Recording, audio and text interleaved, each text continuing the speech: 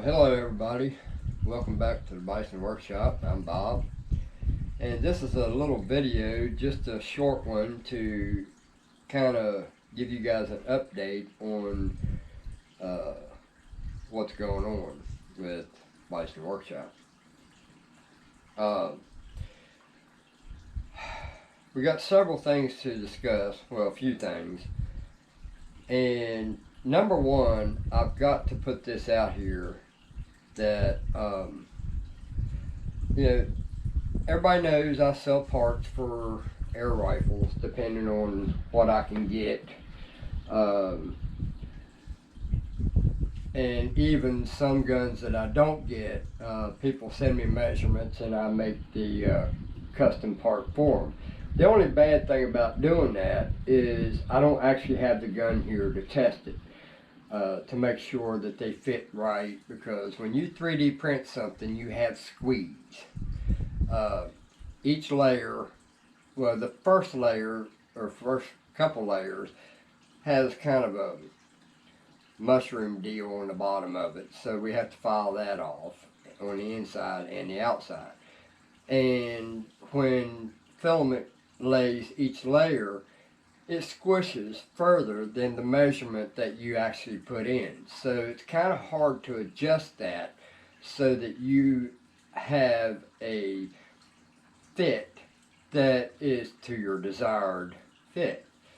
So somebody asked me the other day, or they didn't ask me, they asked somebody else, says, I got something from Bison Workshop, and I was kind of put off that I had to sand it, but the guy that he was talking to explained to him what was going on and why it had to be that way. Well, that's why it has to be that way, is because now if I had the gun here, if you send me your gun, if you don't want to sand it, send me your gun. I'll be glad to fit it for you. I just feel like that when I make them and you buy them, this also gives you an opportunity to understand your gun by actually getting your hands dirty, so to speak, to adjust this stuff to fit your gun the way you want it to fit. It just gives you a chance to be a part of the fitting process for your gun. So it's kind of a win-win situation if you really want to get technical about it. But that's what is going on with the parts. Now, another thing that I need to discuss is I'm on eBay and I'm on my website through GoDaddy. I have my own website, and the reason I made that website is so that I didn't have to sell on eBay. Well, I can't seem to get people to go to my website. They always want to go to eBay. I don't understand that. What I'm doing here, I'm trying to get away from eBay. I don't want to sell on eBay. I'm getting tired of paying the ridiculous fees. I'm getting tired of waiting for my money. And I'm getting tired of them dictating what I can and cannot put on my store. So, with all them three things, I'm trying to get away from eBay. But everybody keeps going to eBay and asking me, well, I don't see this part, because they'll go to another part and send me a message about another part that I have or had. And what they fail to realize is I'm trying to get the hell out of eBay, not add more to it. I want to get away from it. eBay is the biggest piece of shit place that you can sell on. There are a bunch of democratic dictators that want to rule the world, and they're getting too big for their britches. So I'm trying to get away from them. So please, guys, please, I don't want to pay to have a website and nobody buy anything off of the website and then have to pay eBay's fees also. That's double shooting me with the payment that I have to make. So I'm not really making anything off of my parts because I have to pay double fees. So, you know, I'm paying for a website just for you guys so that you guys can get the parts that you want for your gun. And I'd like for you all to have the parts for your guns. But you got to work with me here, not against me. So please, guys, stop going to eBay to buy parts. I'm getting ready to end it completely. I'm just trying to do it slowly. So I'd like to fade it out. If you guys would please help me with that, help me fade out eBay. I don't want to depend on eBay no more. Me depending on them is taking money out of my pocket, in turn taking food off my table. So there's no point in me paying eBay fees when I'm paying $30-some a month to keep my website. So it only makes sense to go to my website and buy it, which is bisonairriflesandparts.com. Go to it. I usually put a link in all my airgun videos so that you guys can go to the site and get the parts there. If you notice, I have stopped putting eBay's link in my description for that very reason. I'm trying to get away from them. So help me get away from eBay, guys. Work with me and not against me.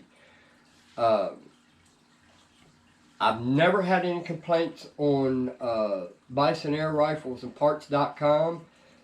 Everybody seems to be happy about it, and it's just a better place to go.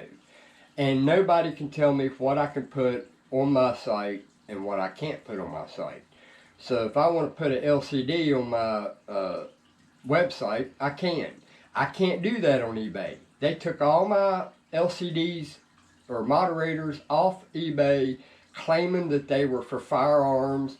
So, you know, they're dictating everybody's stuff, letting them know that they can't do it just because they're stupid and don't realize that, hey, this cannot be used on a firearm. It's idiots. It's what they are. So, anyway, I wanted to show a couple new parts that I just came up with. Everybody knows about the barrel band for the Avenger. This bad boy right here. That's my tack driver. This is the original barrel band. Now I'm still selling this barrel band because not everybody wants the second one.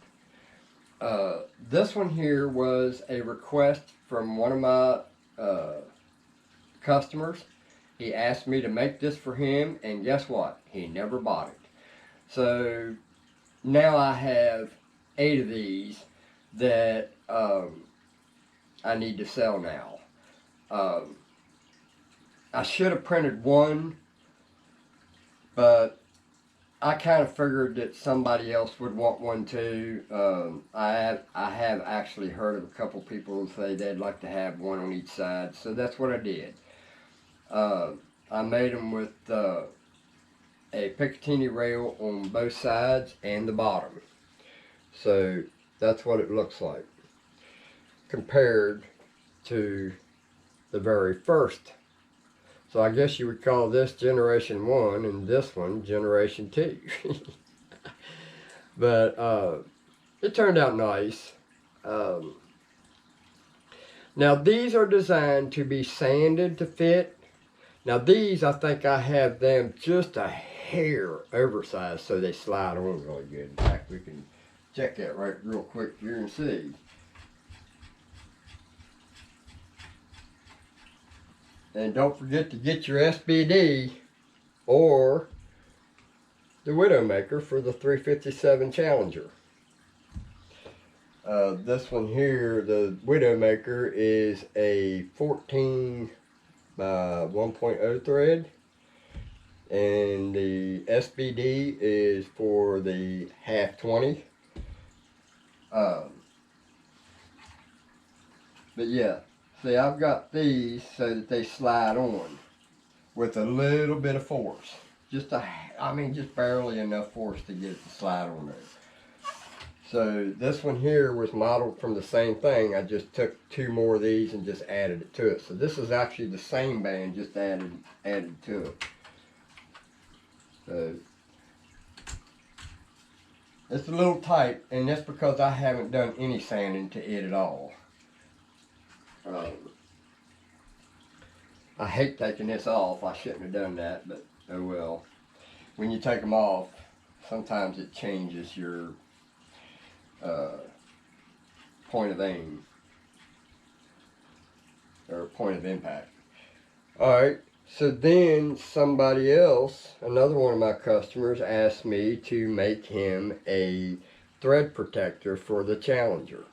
So I did. I made a thread protector for it, and I don't know where I put it, but it just looks stupid because it was bigger than the barrel. So I decided to make it look like a barrel brake, and it's threaded with the 14 M14 by 1.0 thread. And in fact, I have, well, I thought I had one. In fact, this is what it looks like right there. So this is a 30 caliber barrel that was turned down. I turned it down because right here is where it used to have the sight, the rear sight, and then up here was where the front sight was. And this year was a whole lot bigger, about that big, and it's threaded into a receiver on a firearm. So this is actually a firearm 30 caliber barrel. And I don't have a tape measure here to measure it, but I threaded it with the same thread that I have on my Challenger. Now originally what I was going to do was turn this barrel to fit the T2 receiver that I have here in 25 caliber that ain't worth a crap. The barrel is drilled off center, so that barrel's never going to shoot right. So I decided to make this 30 caliber barrel and turn the grooves for the O-rings, and now the only thing I got to do is drill the transfer port hole. But I'm not sure I want to do that. I'd rather keep it a 25 caliber, so I'm going to have to find a barrel somewhere and turn it down and make it a 25 caliber. So now I have an extra barrel, simply because if I do that, I got to modify the clip and I have to modify the bolt. I'm going to have to turn a bigger bolt. And another reason why this is not a good idea is because I have no way of boring the O-ring groove that goes on the inside of that barrel right here, because it requires an O-ring inside there. Well, there is another way that I can do this, but it still requires me to turn a new bolt to put in place of the other bolt. So, because we're talking the difference between a 25 caliber and a 30 caliber. And yes, with the right tools, I could turn that 30 or 25 caliber gun into a 30 caliber gun. So, it's just an experiment that I was working on. We don't know yet, and then I blued it after I got done with it. And looks pretty good. Rifling looks good in it. And we'll see. I don't see this being a 30 caliber gun. I did, however, make a trade with one of my other YouTubers, YouTube buddies. This is that T2 that turned out to be the biggest piece of shit I ever seen in my life. I wasted a lot of time on this gun, and now I'm trying to salvage it. So I'm waiting on a air tube or tank for it. I traded Mike over at M&B a barrel train for the Challenger and a Widowmaker and 2 of the 8-shot, well, Tim calls it a 9-shot delete rotary for the T2 and T1 and M1. So, and yes, they'll fit the gun sign also. Kind of makes me wonder how come the gun sign rifles, which are identical, parts fit each other from Cattleman to gun sign, how it is that so many people got a paperweight like this from Cattleman, but then the same gun from a different company gets or is a tack driver. So I don't get that. How is it that one is a tack driver and the other one isn't? And from what I understand, they come from the same factory out of Turkey. So I don't know. However, I'm just trying to salvage these parts to try to make a rifle that shoots decent. And I'm probably going to eliminate the shroud. I don't like this shroud. It puts unnecessary stress on the barrel. So we're probably going to eliminate that and build a train for it, which I've already done. I've got the train here somewhere.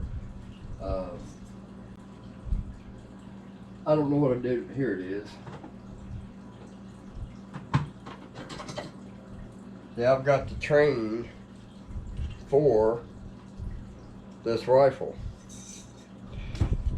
And I built this before I took it back, or sent it back, but I just had enough.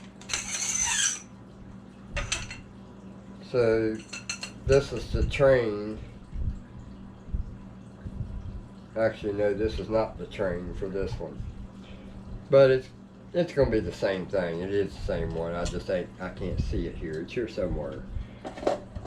You know how it goes. So back to this. It's just fake. Fake barrel brake thread protector is all it is.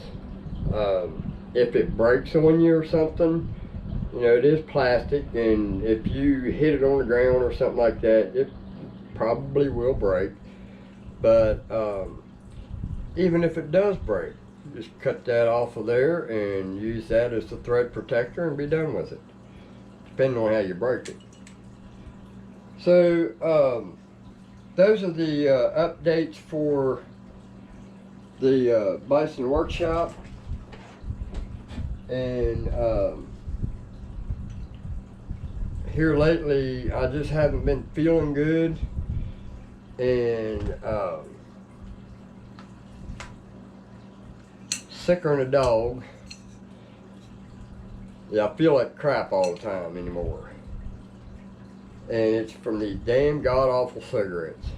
So before you start, just keep your mouth shut. I can kick myself just fine. I don't need y'all kicking me either. So anyway, that's the updates. And remember, guys, please get away from eBay. Wing yourself from them. You don't need eBay no more. Come to my site, because probably within the next month, I'm going to delete all my stuff on eBay. So you better start learning to go to my site instead of eBay, because you're going to be shit out of luck in the future, because you're not going to be able to get the parts unless you go to my site. So eventually it's going to come to the point where you have to go to my site to get it, because you won't be able to get it nowhere else. So don't forget to like, share, comment, subscribe. You guys have a good one. Later.